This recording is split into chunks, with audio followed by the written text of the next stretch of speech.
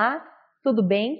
Eu sou a professora Camila Tecla e irei trabalhar com vocês os conteúdos da disciplina de didática.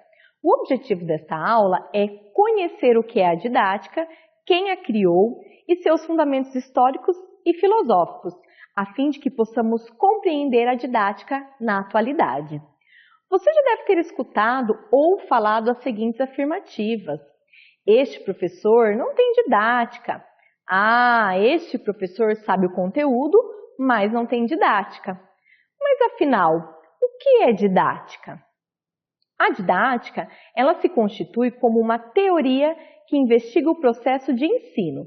Nesse sentido, a didática estuda os objetivos, os conteúdos, as formas e os processos de ensino, tendo em vista a finalidade educacional.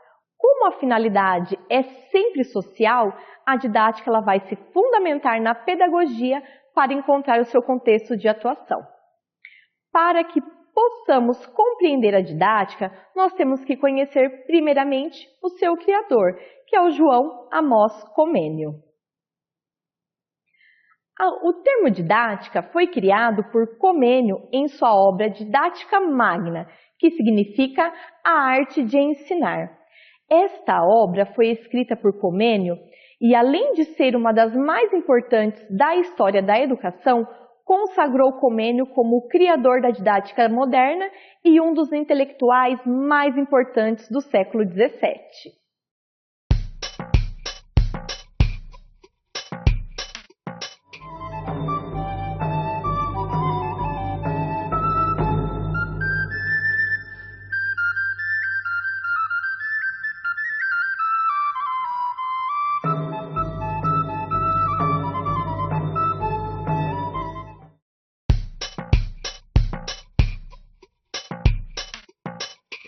É importante destacar que Comênio viveu em um período de transição da sociedade, em que passava-se do feudalismo para o modo de produção capitalista, marcado pelo abismo entre ricos e pobres. Então, este método didático criado por ele deveria seguir a seguinte ordem. Primeiro, todo conhecimento historicamente acumulado deve ser ensinado. Segundo, tudo que se ensina deve ser ensinado, relacionado com a sua aplicação prática e também com o seu uso social. Terceiro, o ensino deve ser direto e claro. Quarto, deve ser ensinado a partir da verdadeira natureza das coisas, ou seja, a partir do conhecimento científico.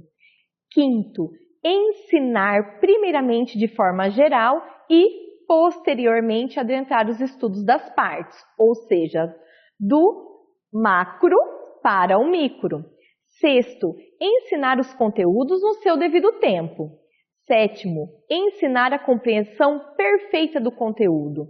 Oitavo, dar a devida importância às diferenças que existem entre as coisas. Assim, o ensino seria universal. Comênio viveu na região da Boêmia, na Europa Central, hoje República Tcheca e Eslováquia. E devido às tragédias e às perseguições que sofreu durante os seus 78 anos de existência, ele habitou em inúmeros lugares. Com menos de 12 anos de idade, ficou órfão e foi acolhido na escola de Nivnice. E nessa escola ele se destaca e é transferido para Prerov com 16 anos, onde concluiu seus estudos secundários. Em 1611, Comênios inicia os seus estudos em teologia na Universidade de Herborn, com 20 anos de idade. Em seus estudos, ele se aproxima da vida espiritual e o que possibilitou que ele refletisse sobre os autores que marcaram profundamente os seus pensamentos, como Bacon e Heidegger, que elaboravam novos métodos valorizando a experiência do aprendiz. Comênios ficou 2 vezes viúvo e se casou por 3 vezes. E devido à Guerra dos 30 Anos, de 1628 até o final da sua vida, ele viveu praticamente exilado, percorrendo a Europa não católica durante 42 anos.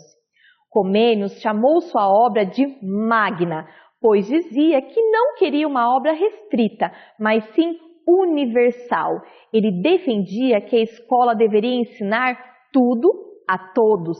O termo didática foi se modificando ao longo dos tempos e, atualmente, refere-se a uma área importante da pedagogia e trata de uma disciplina fundamental na formação de professores.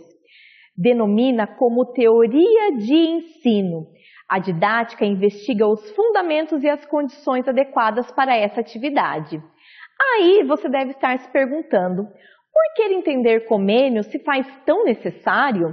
Qual a relação de Comênio com a didática atual? Comênio realiza uma racionalização de todas as ações educativas, indo da teoria até a prática educativa, do cotidiano até a sala de aula. Na relação entre professor e aluno, seriam considerados os interesses do aluno. O professor passaria a ser visto como um profissional e não como um missionário, e seria bem remunerado por isso.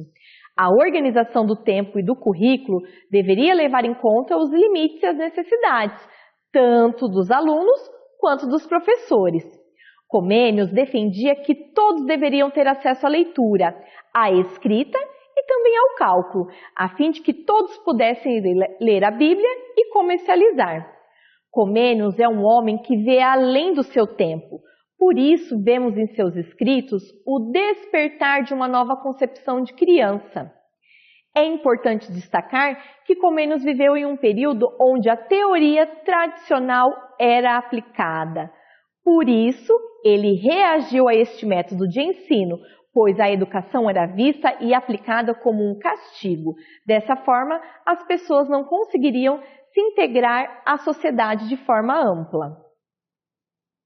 Então, nesse sentido, pensando na didática, para finalizar, o professor precisa ter o que ensinar, saber os conteúdos, planejar, avaliar e ter as metodologias que vão ajudar na aplicabilidade dos métodos no processo de ensino e aprendizagem. Eu espero vocês numa próxima aula. Até lá!